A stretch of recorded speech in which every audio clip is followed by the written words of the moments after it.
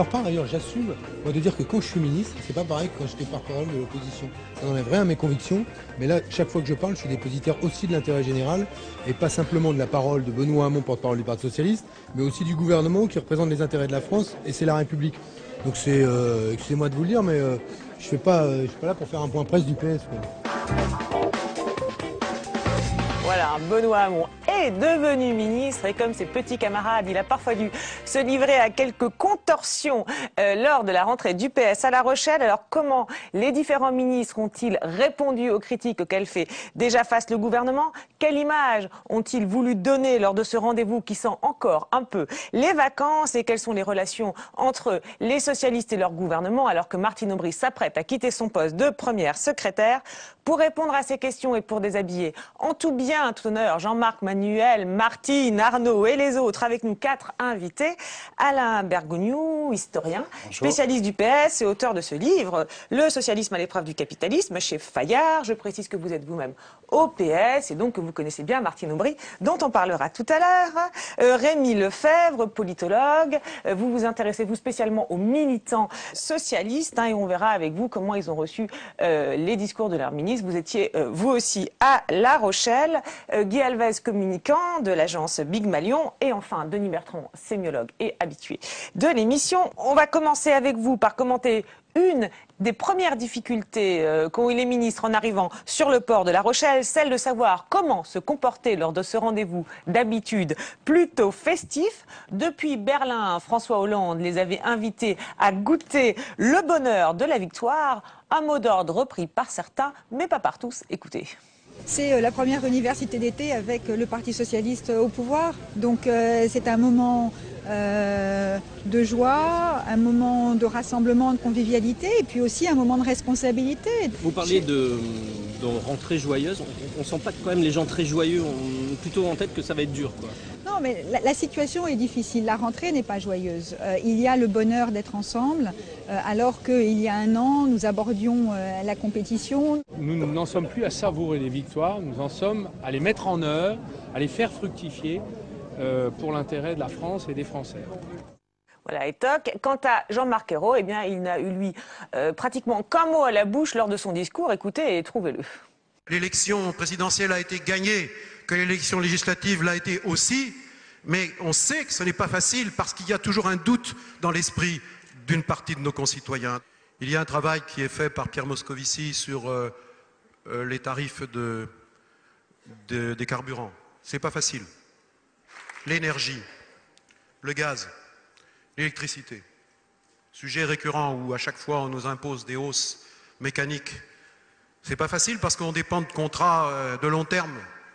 On nous a dit, vous avez eu tort de supprimer l'exonération des cotisations patronales pour les entreprises de plus de 20 salariés, pour les heures supplémentaires et l'exonération d'impôts sur le revenu pour les heures supplémentaires. C'est pas forcément facile à expliquer pour ceux qui en bénéficiaient. Et nous savions que la partie serait difficile. Voilà, vous avez entendu, je pense, c'est pas facile. Voilà. Et donc, alors question, hein, Denis Bertrand, quel sens donnez-vous à ce c'est pas facile, hein? Est-ce que c'est un aveu, on galère, un constat distancié sur la situation, un appel aux militants, voilà, un peu d'empathie, aidez-nous. Comment vous le comprenez ce mot? D'abord, je dirais, enfin, cette expression. Je suis très frappé par les mots utilisés, par l'hésitation même de Marisol Touraine. Oui, on sent que c'est compliqué. Tristesse ou joie. On sent que les deux notions se superposent l'une l'autre et ont du mal à se dégager l'une de l'autre. Donc ça, c'est un premier point. Et le deuxième point sur le c'est pas facile, évidemment, bon, c'est un petit peu cruel, toujours quand on procède à l'accumulation, c'est l'effet comique, c'est un comique de répétition assez classique. Je dirais quand même que ce qui est intéressant... Enfin, c'était quand même frappant de voir que ça revenait quand même très bah souvent oui. dans le discours. Oui, moi, en l'écoutant, c'est la première chose qui m'a sauté aux oreilles. C'est qu'en effet, est-ce que c'est un c'est pas facile de plainte? Est-ce que c'est un c'est pas facile de reproche? Est-ce que c'est un... Il y a plusieurs significations suivant les contextes où c'est pas facile. Mais ce que je dirais, c'est que derrière le c'est pas facile, toujours, il y a cette morale de l'effort. Une morale de l'effort qui s'opposerait, qui est centrée sur la personne qui travaille, et non pas un constat de l'objet. Si c'est un constat de l'objet, c'est complexe. Ici, c'est... Oui, d'accord, il faut faire des efforts, tout le monde doit faire des efforts, on fait des efforts. C'est une sorte de... Oui, c'est ça, un discours de l'effort assumé, je dirais. D'accord. Alors, c'est vrai qu'il y a un contraste quand même, parce que, je l'ai dit, hein, depuis Berlin, François Hollande avait parlé quand même de goûter le bonheur de la victoire. Donc, on voit bien qu'il y a un peu deux axes de communication et qu'il y a parfois des hésitations. Enfin, on a pu le voir aussi dans le discours de Marisol Touraine et puis même d'Arnaud Montebourg, un peu entre les deux, Guy Alves, en termes de communication. Alors, selon vous, lesquels communiquent le mieux? Ou alors, est-ce qu'il s'agit peut-être d'un partage des rôles, voilà, entre ceux qui disent on se réjouit, il faut se réjouir, et les autres, c'est pas facile? Oh, c'est pas une question de distribuer des bons points et les mauvais points. Il y a surtout, une part personnelle, et deux, je pense qu'ils prennent leur marque. Comme le disait Marisol Touraine ou Arnaud Montebourg, il y a un an, ils étaient en campagne, volontaristes. Aujourd'hui, ils sont en gestion. Et on sent d'ailleurs qu'il y a un vrai changement de discours entre ce discours de rentrée, parce que les universités d'été sont un petit peu les prises de position de rentrée, et les discours qui étaient tenus avant les vacances, qui étaient plus politique, au sens où on sentait beaucoup encore d'anti-sarkozysme, de retour à Sarkozy, de comparaison avec Sarkozy. Ça m'a frappé de voir qu'à La Rochelle, ou en tout cas à partir de La Rochelle, ou depuis La Rochelle en tout cas, ce discours-là n'est plus là. C'est plus un discours de responsabilité, de gestion. Moi, derrière le c'est pas facile, je sens aussi beaucoup d'une volonté de pédagogie de la part du Premier ministre, qui doit générer quelque part une « laissez-nous le temps ». C'est pas facile. Laissez-nous le temps. D'accord. Demande aux militants impatients aussi, peut-être. Aux militants et aux Français, je pense. Et aux Français impatients. Il s'adresse aussi aux Français à ce moment-là. Alain Bergougnou, vous en pensez quoi? Vous êtes d'accord? Je pense d'abord, parce que sur ce mot difficulté, facile, je crois que c'est tous les exercices de pouvoir de la gauche sont sous cette appellation. Dans le fond, la phrase clé du pouvoir de la gauche en France, c'est celle d'un socialiste du Front populaire en mai 36, en disant enfin les difficultés commencent. Et dans cette phrase emblématique, il y a le enfin, donc il y a la satisfaction, la joie d'avoir gagné, et puis la conscience que les difficultés sont là. Alors c'était vrai en 36, c'était vrai en 81, c'était vrai en 97, et c'est encore plus vrai aujourd'hui. Ce qui fait la particularité d'aujourd'hui, c'est que dans le fond, il n'y a pas de transition. C'est-à-dire que les difficultés sont là, étaient là dès le départ. Au point de vue économique, un des exercices des pouvoirs les plus complexes et les plus difficiles de la gauche dans son histoire. D'accord, donc ce ne serait pas facile. Alors évidemment, tout ça passe à la télé, il y a mais les militants évidemment sont là, hein. Les universités d'été, c'est aussi beaucoup à eux que ça s'adresse. Selon vous, quel discours passe le mieux auprès des militants? Parce qu'on voit quand même qu'il y a effectivement le encore on se réjouit, le c'est pas facile. Qu'est-ce qu'ils avaient envie d'entendre les militants? Je crois qu'il y a plus de différence radicale entre les élus, les responsables politiques et les militants. C'est-à-dire ce discours de responsabilité, et je dirais même de manière peut-être plus pessimiste, ce sentiment d'impuissance aussi, parce que j'étais très frappé, ce sentiment d'impuissance partagé aussi par les militants socialistes. Donc du coup, c'est pas facile, il y a aussi cette impuissance aussi. Mais alors du coup, est-ce qu'elle n'était pas un peu décalée, la phrase de François Hollande, enfin qui l'a fait passer par des journalistes, il faut goûter le bonheur de la victoire, moi j'ai vécu plein d'universités d'été après les défaites, c'est vrai que ça paraît un peu décalé. Les socialistes renvoient une image trop terne, hein. Ils ont quand même, ils sont à leur apogée historique, jamais le PS n'a détenu autant de pouvoir. Alors s'ils donnent l'impression, alors qu'il a tout le pouvoir de ne susciter que de la morosité. La morosité ne peut pas être une posture de communication, à mon sens. Donc pas de morosité, mais vous... Les deux se mêlent, c'était le sentiment. Et disons que si on voulait résumer ça d'une formule, il était un peu tard pour uniquement se réjouir et un peu trop tôt pour uniquement être dans la difficulté. Donc d'où le climat particulier. Mais oui, c'est le moment qui a voulu cela. La morosité ne peut pas être une posture de communication concernant François Hollande. Oui, donc les deux d'ailleurs, mais d'où le risque pour Jean-Marc Ayrault c'est pas facile, peut générer à la longue on n'y arrivera pas, ou un manque d'espoir. Donc c'est là où il faut qu'il jugule à la fois l'attente, ou la demande d'attente, et pas aller trop loin pour pas à un moment casser cette attente des militants, mais aussi des Français, de se dire, voilà, aussi cette injonction au changement. Le maintenant et l'attente. Maintenant, ce sera le changement, c'est pas facile. C'est plus tard. Voilà. C'est pas sûr, mais là on retrouve aussi un dispositif institutionnel dont on verra à l'usage son efficacité, mais on retrouve une distance entre le rôle du président de la République et le rôle du Premier ministre. D'accord, oui, et le Premier ministre partage des rôles. J'allais dire, dans cette inexorable perspective de la déception, parce que finalement il y a aussi cette idée que le pouvoir va forcément décevoir. Il y a a aussi l'arme du temps. Hein. On l'a dit tout à l'heure, au fond, il y a 5 ans, il y a le quinquennat, être jugé sur les 5 ans. D'accord. Alors, on a parlé là, de ce fameux discours de rentrer un peu entre deux. Hein. Mais alors, ce qui est intéressant, on s'intéresse à l'image, c'était aussi les tenues des ministres. Hein. Il paraît que crise oblige, consigne avait été donnée pour qu'à La Rochelle, on ne les voit pas en train de se goberger en chemisette aux terrasses des cafés. Alors du coup, les traditionnels polos ont été rangés au placard, plus de manches courtes, jaune citron pour Laurent Fabius, qui cette année est arrivé sur le port parmi les vacanciers avec un costume sombre, sans cravate, mais très austère quand même, et même uniforme pour Pierre Moscovici, ministre de l'économie, ainsi que pour Benoît Hamon et Manuel Valls. Là, on dirait carrément les Men in Black. Alors quant à ceux qui n'avaient pas sorti le complet veston, eh bien ils étaient en chemise pas en polo, avec souvent détail le pull sur les épaules, comme le maire de Lyon Gérard Collomb, Jean-Christophe Cambadélis ou encore Arnaud Montebourg. Alors finalement, il n'y en a qu'un chez les ministres. En fait, on a beaucoup cherché, qui était un peu le mauvais élève. C'est Michel Sapin, ministre du Travail, qui lui répondait aux interviews en chemisette décontractée et passablement froissée. Voilà, alors bon, ça fait sourire, ce petit constat sur les images, mais enfin quand même, on a vu une vraie différence de style. C'est si important, vous qui suivez les universités d'été depuis longtemps, d'avoir troqué le polo, l'uniforme traditionnel, contre le costume. On a l'impression que le Conseil des ministres s'est délocalisé à La Rochelle. Oui, mais là aussi, bon, évidemment, tout ne se ramène pas, mais j'ai un peu le souvenir des universités d'été avec Lionel Jospin entre 97 et 2002, et comme il était Premier ministre, il pouvait venir. C'est pas comme le président de la République, et c'était à peu près, si on faisait comparer les images, il y avait Jospin, Lionel était en costume sans cravate, et ses ministres aussi.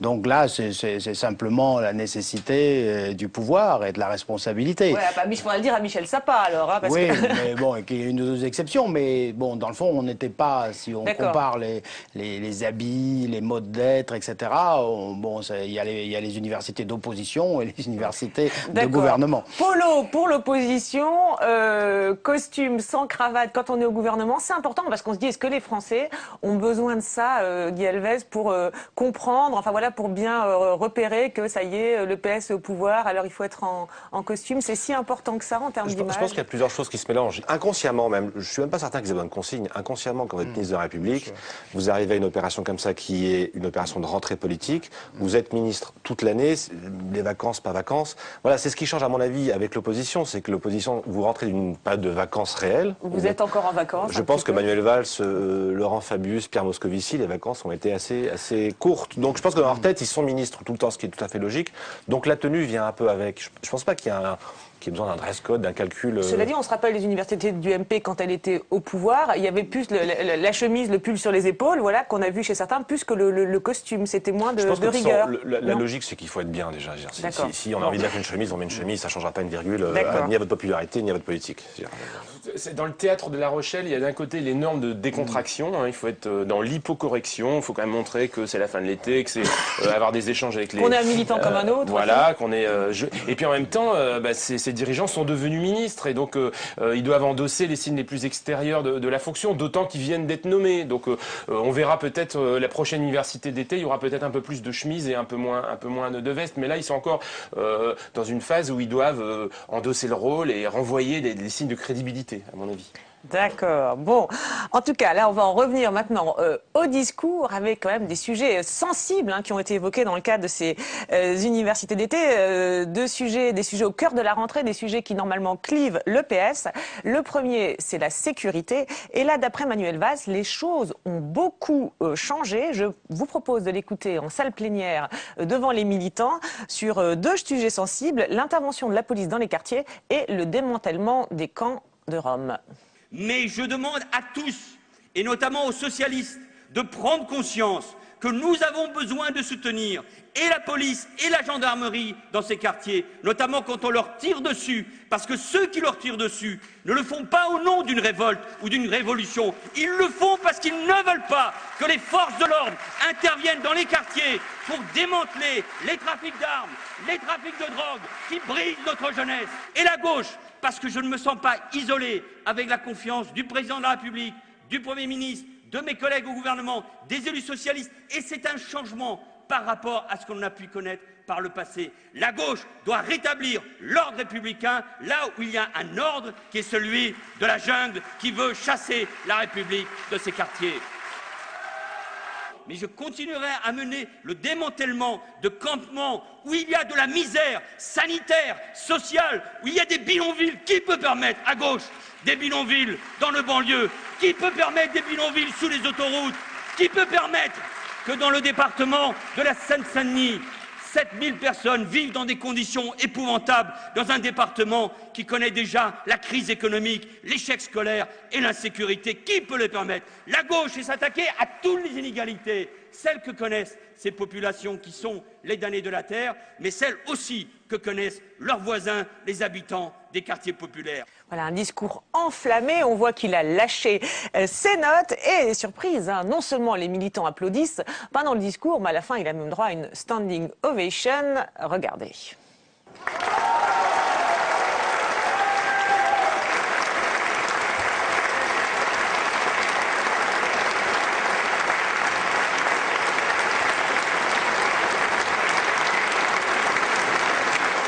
Voilà, alors la standing ovation, c'est dans la salle. Benoît Hamon applaudit un peu plus timidement, mais en tout cas, on y était, hein, dans la salle. C'était vraiment très convaincant comme applaudissement.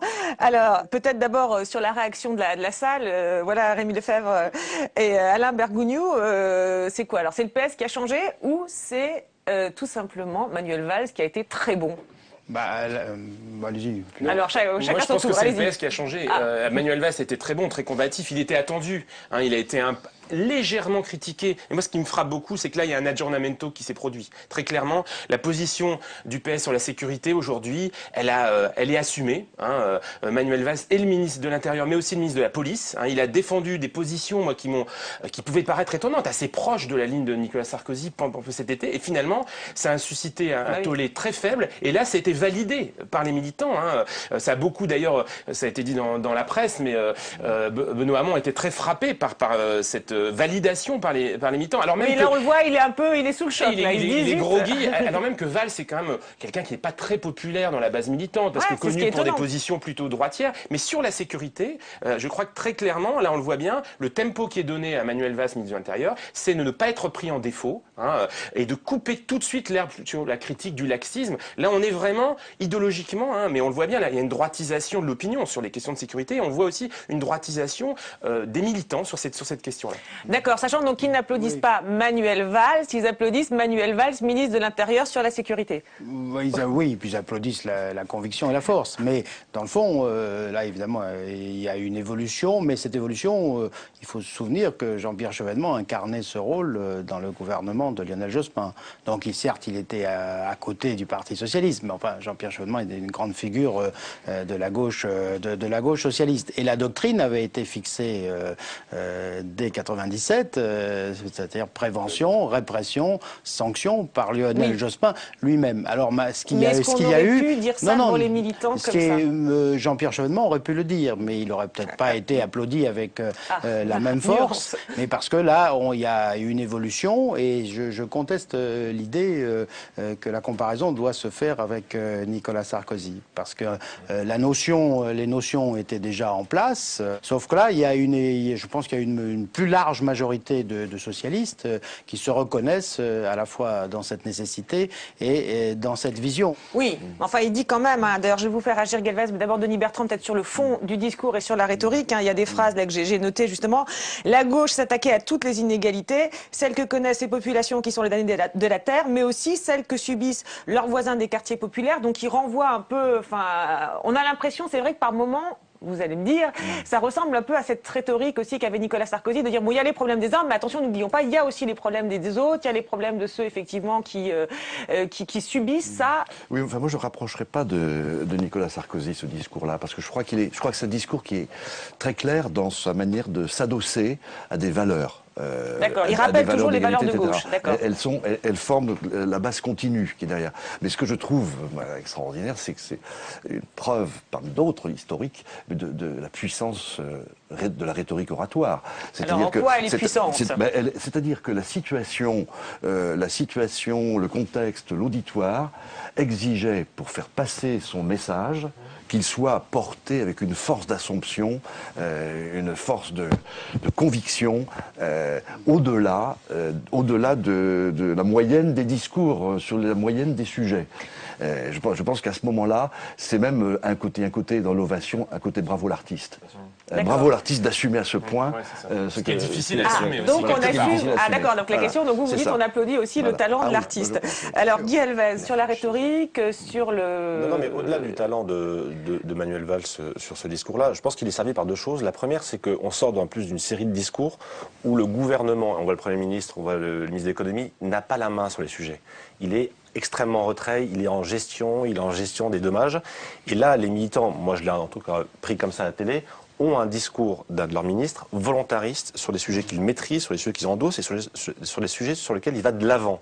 Donc il y a pour moi un vrai décalage sur la puissance de la parole qui est liée à la matière. Donc ça sert vachement Manuel Valls. D'accord, là au moins il sait ce qu'il veut faire. Là on a eu le sentiment qu'on avait un membre du gouvernement qui était complètement à la tête de son ministère. Et puis il le dit, je suis le premier flic de France. Ce qui en termes de rhétorique je trouve et en termes de culture PS est extrêmement nouveau. Et ensuite comparer le discours de Valls là à celui de Sarkozy, comme vous le disiez très justement, la sécurité n'est pas une question de droite ou de gauche. Je pense qu'il n'y a pas les Français de gauche ne veulent pas du laxisme et les Français de droite de la sécurité. C'est les motivations qui poussent à ce besoin de sécurité. Sarkozy demandait de la sécurité pour de la protection des biens et des personnes. Manuel Valls, dans son discours, et vous le disiez, en fait à chaque fin de phrase référence, est-ce que c'est de gauche, est-ce que c'est de gauche, demande de la sécurité pour le respect des valeurs sociales, morales, voilà. Et quand il vous dit, est-ce que des bidonvilles, c'est de gauche, voilà, on a un besoin, un tronc commun qui est le besoin de sécurité pour des motivations complètement différentes. Donc vous n'avez pas l'impression qu'il oppose un peu quand même ce que subissent ces populations, les Roms, et ce que subissent les habitants des quartiers populaires, qu'il oppose un peu les deux quand même. C'est la réalité.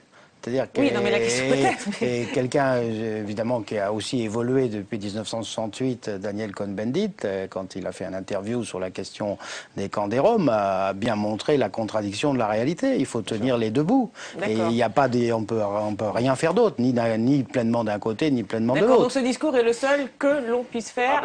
Moi, je pense qu'en matière de sécurité, il y a des alternatives. Il y a pas, quand vous dites qu'il n'y a pas de discours de sécurité de gauche et de droite, il y a la sécurité. Je pense qu'aujourd'hui, la difficulté, au-delà de l'invocation des milieux populaires, qui est une tonalité un peu du discours de gauche, voilà, il le fait pour faire passer un peu la pilule. Mais quelque part, par rapport à Sarkozy, effectivement, je suis d'accord avec Alain Bargugnou quand il dit que les traces de cette évolution du PS sur la sécurité, elles sont longues, elles datent de Villepinte 97. Mais je pense que Nicolas Sarkozy a aussi défini un agenda sécuritaire que d'un certain point de vue, le PS a entériné. Et donc je pense qu'on ne peut pas lire non plus la position de Valls, indépendamment de la bataille idéologique qu'a réussi à gagner Nicolas Sarkozy sur le terrain de la sécurité. Et sur cette question, la gauche ne fait plus entendre un discours propre, au-delà des milieux populaires. D'ailleurs, Sarkozy lui-même invoquait les milieux populaires quand il parlait de la sécurité. C'est pour ça que je vous dis, c'est pour ça que je dis d'un côté il parle des Roms, de l'autre il parle des habitants des quartiers populaires, parce que Nicolas Sarkozy... Il n'y a plus de discours socialiste spécifique sur la sécurité. Je conteste tout à fait cette affirmation qui me paraît pas fondée, ni dans les textes, ni dans les discours, et dans la pratique on jugera avec le temps. Et encore une fois, le triptyque, c'est prévention, répression, sanction, et les trois sont aussi importants l'un que l'autre. Donc là, écoutez, ce que je vous propose, c'est qu'on fera une émission sur l'analyse des discours sur la sécurité avec beaucoup d'exemples. Comme ça, on pourra effectivement en débattre d'une manière plus approfondie. Alors, autre question qui divise, ou du moins certains au PS, c'est la question européenne. On se souvient qu'elle avait coupé le parti en deux lors du référendum sur la Constitution. Ça n'avait pas l'air facile non plus concernant le traité européen que le gouvernement veut faire voter, après y avoir obtenu qu'on y ajoute le fameux volet sur la croissance. Certains parlementaires ont déjà prévu de voter contre et été particulièrement offensifs, comme Marie-Noëlle Lienemann, une des figures de la gauche socialiste. C'est pas d'hier qu'on dit que la Banque Centrale Européenne ne doit pas continuer sa politique à prêter aux banques qui elles-mêmes prêtent aux États pour leur monnaie. C'est pas d'hier qu'on dit que l'eurofort n'est favorable qu'à l'Allemagne. Donc, chers camarades, les batailles passées n'ont aucun intérêt si elles ne servent pas à éclairer l'avenir. Et c'est pourquoi je vous le dis, on ne va pas le faire à cette table ronde. Mais le débat sur le futur traité européen, c'est de savoir si oui ou non, avec un petit complément de croissance, on accepte que ça continue comme ça et qu'on dit c'est encore demain que ça va changer.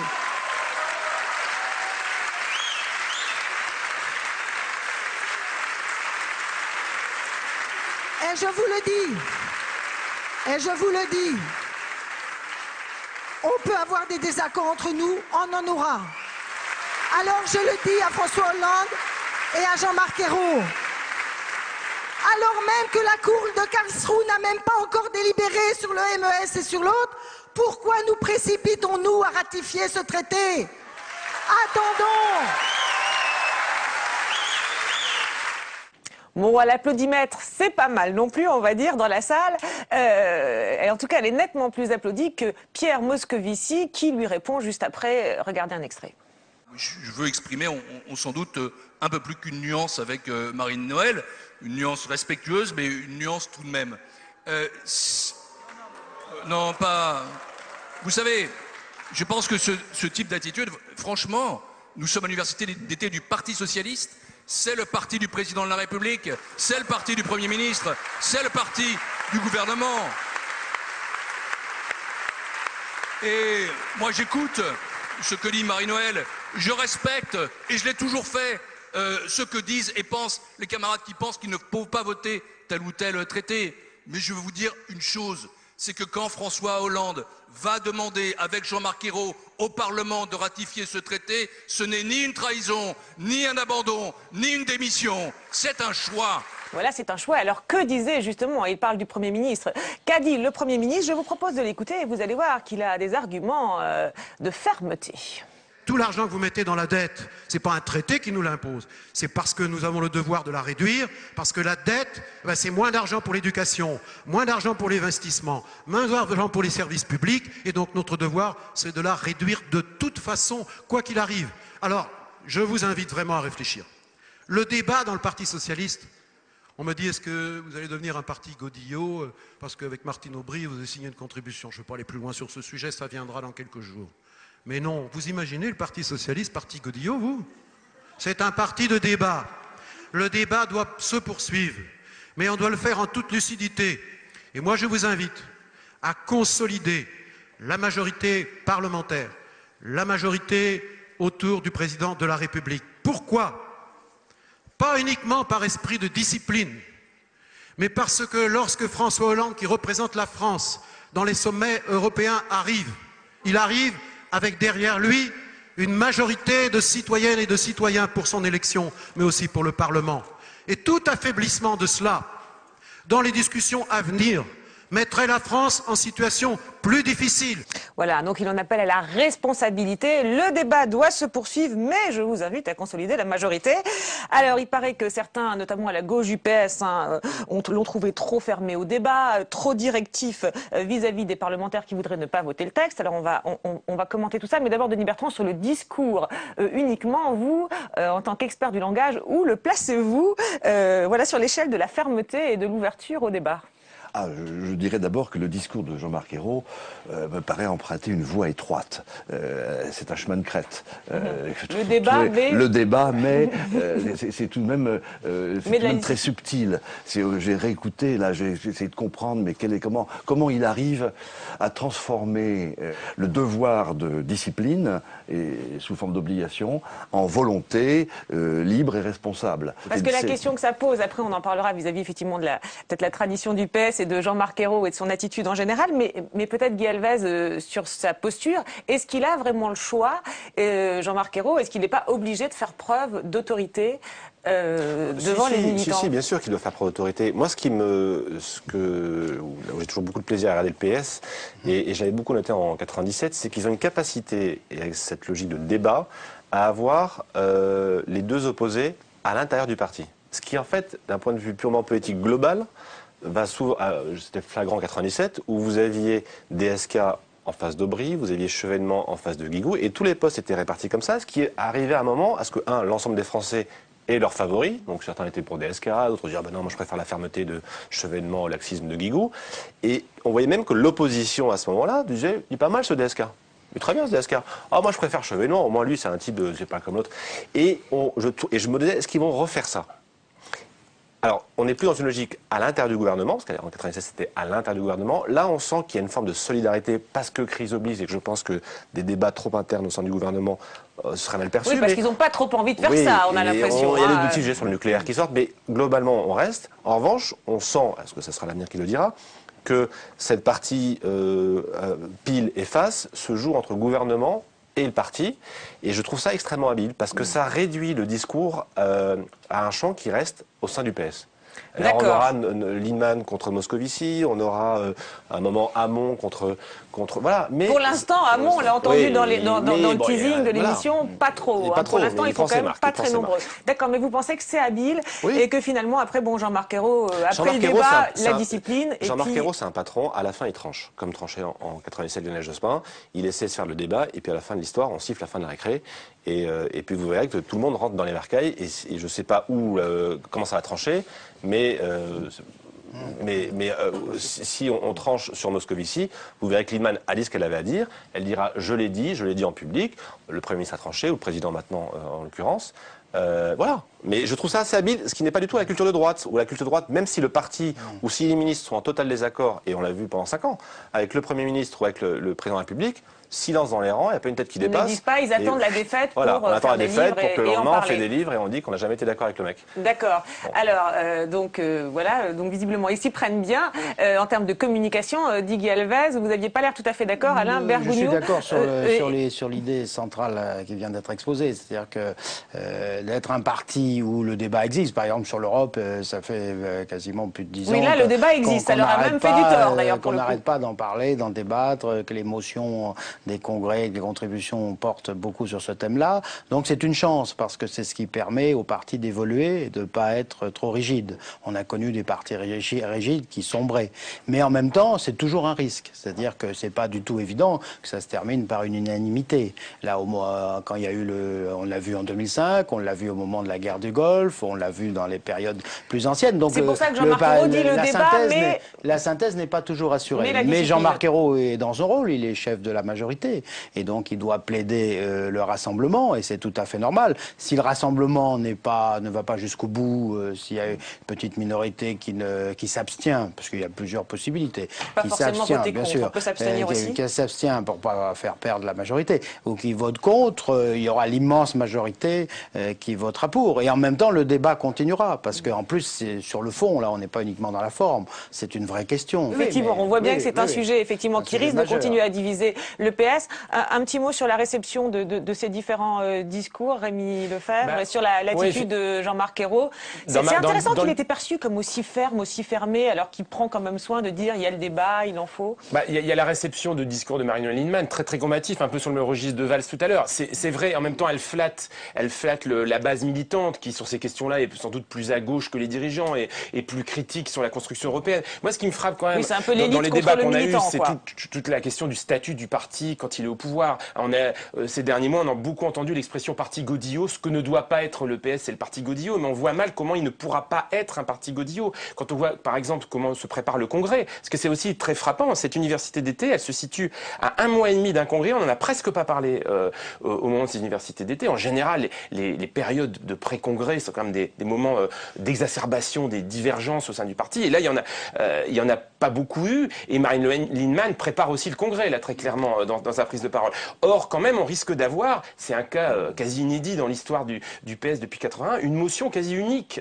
Et donc là, on est vraiment... Le choix, pour l'instant, très très clairement, qui a été fait par les dirigeants socialistes, c'est le choix de l'unanimisme, c'est-à-dire de brider au maximum l'expression des divergences. D'accord, par rapport à ce que dit Guy Elvez, finalement, cette tendance, effectivement, d'entretenir le débat et de le nourrir pour ratisser, entre guillemets, plus large, là, c'est pas tout à fait le choix stratégique. C'est pas un parti de débat, c'est quand même assez... Ils y réussissent. Il y a eu des cas. Il y en a eu juste après 81. Oui, il y en a eu, voilà. En général.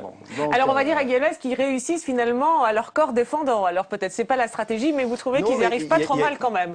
Non, mais je pense que c'est pas complètement décorrélé et qu'il y a une obligation de maîtrise. Et comme vous disiez, le parti godillot, pour moi, ça ne veut rien dire. C'est un parti solidaire du gouvernement. Et le PS est au gouvernement. Le PS a aujourd'hui la présidence de la République et le gouvernement. ce serait complètement absurde de voir en 48 heures le Parti socialiste monter en rébellion et voilà. Donc c'est pas le sujet. Donc il y a une forme de solidarité, mais la difficulté pour un parti de majorité, c'est qu'il doit exister et apporter une contribution. Et si Martine Aubry n'y retourne pas, à mon avis, en observateur, c'est qu'elle cherche plus important ailleurs. C'est le dernier, dernière personnalité du PS qui n'est pas le poste qui correspond réellement à sa fonction et à ses valeurs. Donc je pense que pendant en tout cas les 2-3 premières années, le rôle du Parti socialiste va être minoré, ce qui est tout à fait logique. Donc finalement, le Parti socialiste, vous dites, c'est plus assez bien, entre guillemets, pour Martine Aubry. Ah, je pense, oui. Oui, alors justement, vous parlez de Martine Aubry, on arrive pour terminer l'émission à Martine Aubry, parce qu'alors on n'a peut-être pas beaucoup parlé du Congrès, mais on a beaucoup parlé de Martine Aubry ces derniers temps. Donc Martine Aubry harcelée par les journalistes pour savoir si vraiment elle n'allait pas se représenter à la tête du PS. Martine Aubry, du coup, parfois un peu de mauvaise humeur, au point qu'elle a reçu le prix Grognon décerné par plusieurs journalistes. Écoutez d'abord sa réaction. Oui. Qu'est-ce que vous voulez qu'on vous dise? C'est marrant. Je vais faire le... Parce que je suis le prix Grognon de l'année, je préfère continuer. Bon, bonjour. Dans ma réputation. Voilà, alors oui, on rit parce que vous, ce qui vous fait rire aussi, c'est Jean-Marc Ayrault. Qu'est-ce que vous voulez qu'on vous dise? Oui, voilà, bon. En tout cas, Martine Aubry, effectivement, était dans une attitude un peu, là on la voit, je suis grognon, je vais continuer, mais peut-être un petit peu sur la défensive. Et alors, ce qui est intéressant, c'est de voir l'évolution de sa réponse à cette fameuse question. Allez-vous vous représenter ou pas? Là aussi, exercice de rhétorique assez intéressant. Je vous propose d'écouter un petit montage. Ça commence au mois de mai sur RMC. Martine Aubry, vous êtes à la tête du PS jusqu'à quand? Eh bien, au plus tard, au moment du congrès à l'automne. Qui aura lieu à l'automne, voilà. C'est certain.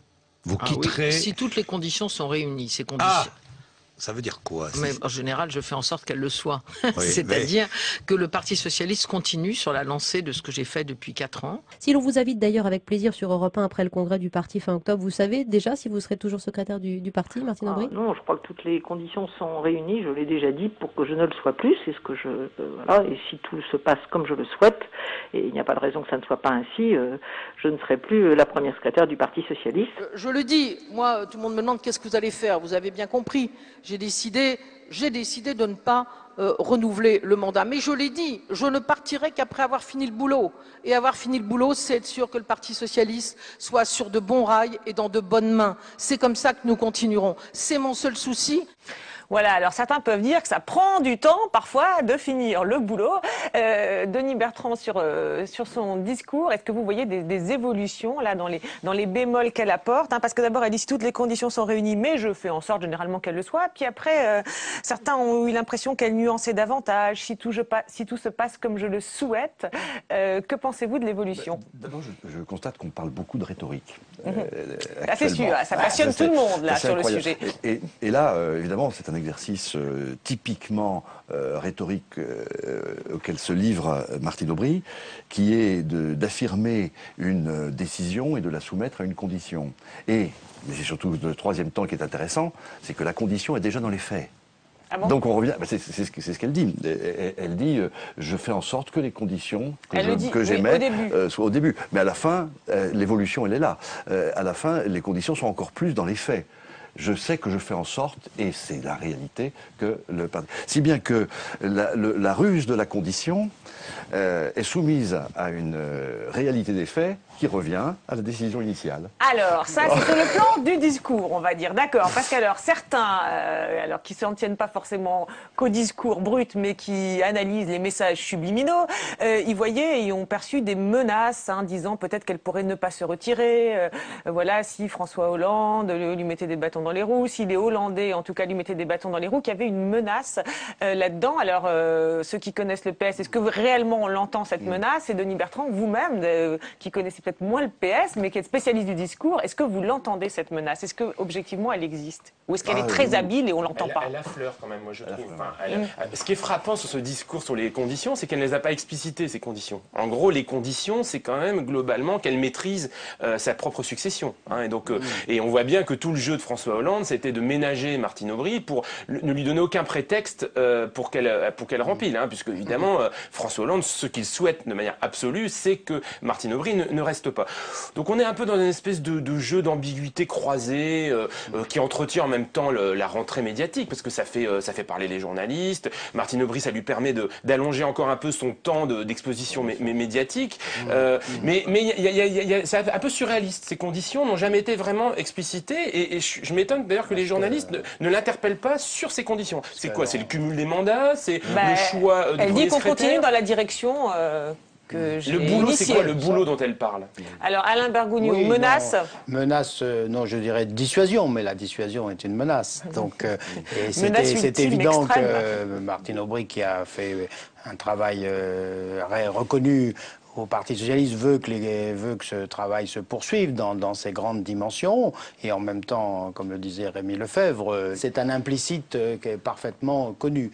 Et à partir de ce moment-là, quand elle estimera que les choses correspondent à peu près à ce qu'elle souhaite, elle partira. Mais en même temps, historiquement, on sait bien que tous les départs sont toujours complexes, c'est ce qui explique un peu les moments, les hésitations, et qu'ensuite... Mais la question, c'est est-ce qu'elle hésite vraiment dans ces différents moments avec ces nuances? Est-ce que ça traduit une hésitation ou juste un rapport de force? Mais les deux, mais je pense que personnellement, elle avait l'intention, déjà depuis plusieurs mois, de partir. Mais pas de partir, justement, dans n'importe quelle circonstance, dans n'importe quelle condition. Donc, ce qui explique un peu cette avancée un peu lente vers le départ. Oui, avec parfois des petits reculs, on a pu entendre. Mais oui, parce que ça dépend justement des éléments. Et puis, ce départ, elle souhaite, et à juste titre, qu'elle obtienne la reconnaissance du travail accompli, ce qui lui donnera une légitimité pour un rôle à venir par la suite.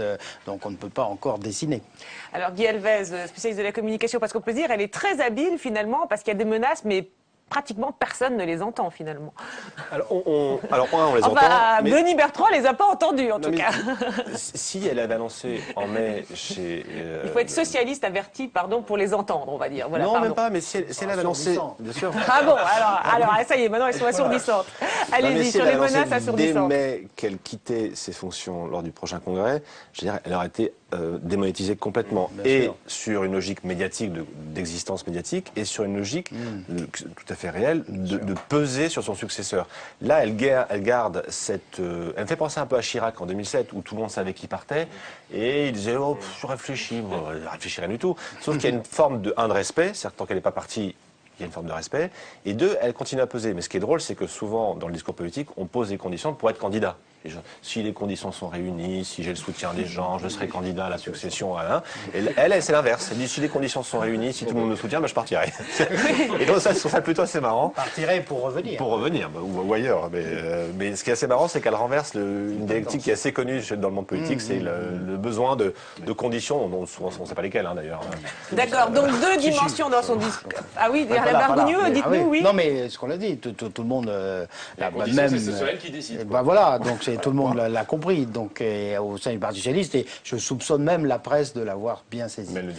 Oui, mais alors justement, parce que donc, vous dites cette fameuse effectivement menace assourdissante, avez-vous dit en même temps désir d'occuper aussi l'espace médiatique le plus longtemps possible pour la suite, mais du coup elle attend alors d'en vouloir aux journalistes d'avoir été grognon comme ça. Ça c'est un jeu. C'est vrai que Martine Aubry cultive aussi un rapport un peu rugueux avec les journalistes. Ça fait partie de son. Alors ça fait partie de son personnage qui était très différent du rapport de François Hollande, par exemple, aux journalistes. D'accord, d'ailleurs, c'est intéressant de voir le contraste avec Jean-Marc... Elle a un côté Bernadette Chirac avec ça. Entre Jean-Marc Ayrault et Martine Aubry, d'ailleurs, c'est intéressant quand ils se présentent devant la presse, tous les deux. Qu'est-ce que vous voulez que je vous dise, qui est une espèce de... Voilà, finalement, il est là, il se soumet aux questions, et elle, beaucoup plus rebelle. C'est un passage obligé où il est venu là parce que, bon, il n'a pas eu le choix et il ne sait pas trop quoi dire. Bon, en tout cas, merci à tous les quatre pour vos analyses, des discours, des messages subliminaux, parfois assourdissants. Merci à Marie Lebon qui s'est levée tôt pour m'aider à préparer cette émission. Merci à Laure-Alice Servet qui s'est couchée tard pour la monter. On se retrouve la semaine prochaine à l'antenne et tous les jours sur le site de Public Sénat pour voir et revoir tous les déshabillés. Enfin, quand même, elle était particulièrement grognon. Hein. Enfin, je trouvais. Pas plus que d'habitude. Après revenir, moi j'avoue, je suis assez sceptique. Pour moi, elle fait. Elle prend une commission. C'est toutes les. Ah oui, alors si c'est ça. Non, mais moi je la vois au niveau. Non, mais ah oui, d'accord, c'est possible. Vous la voyez aussi où, personnel. C'est une possibilité. Il peut y avoir. Oui, non, mais d'autres, mais un poste. Enfin, ça veut dire qu'elle faudrait. Comme papa. Elle est très attachée à Lille, quand même honnête.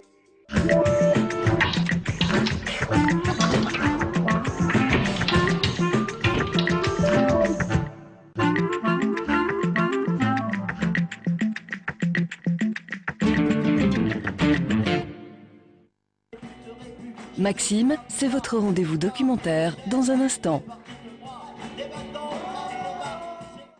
Les temps changent, mais les grands dossiers reviennent toujours sur le devant de la scène politique. Nous avons voulu savoir pourquoi, en France, la tome est roi. À partir de quand les politiques ont-ils utilisé les vedettes pour séduire leurs électeurs? Qui séduit le plus les classes populaires? Pour comprendre et mesurer l'ampleur des évolutions, LCP vous propose une enquête inédite où se croisent archives, reportages et témoignages.